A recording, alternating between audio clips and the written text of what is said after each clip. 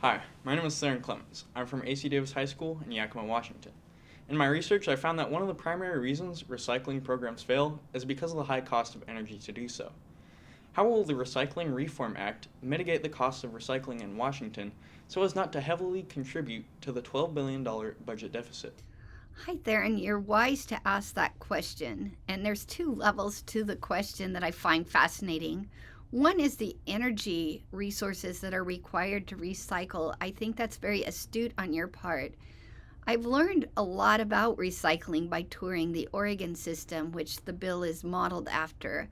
And when we were touring the actual recycling plant, I noted that they had to boil a lot of water. And I asked the question, how much natural gas is necessary to process? In that case, it was the plastic bottles, but glass is also an energy consuming process to recycle.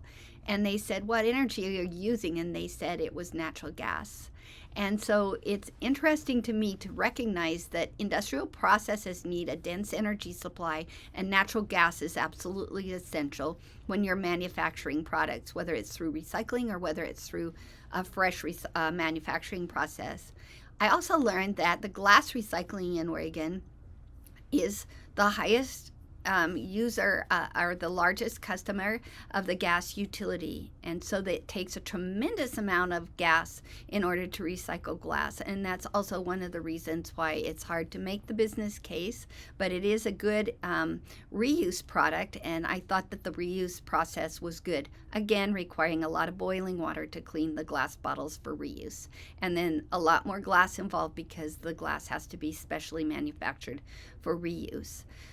As far as the budget deficit is based on aspirational goals of additional spending, also some what we call bow waves in the budget, which means that we passed programs that would become more and more expensive in the last budget and trying to accommodate that growth. And I noted that Governor Ferguson was pushing back some of those bow wave programs.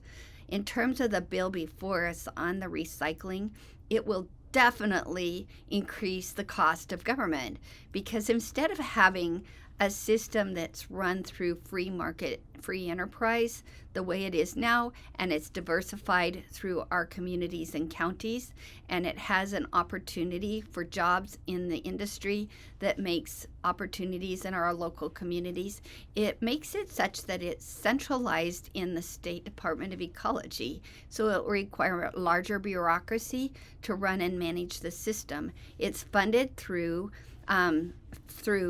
companies that have to pay for the producer responsibility, but that gets passed on in the form of the groceries. And we heard in testimony yesterday that that was going to add between $36 and $57 a month to the average grocery bill in the state of Washington. So it's not free for sure, and it's going to be very costly to Washingtonians.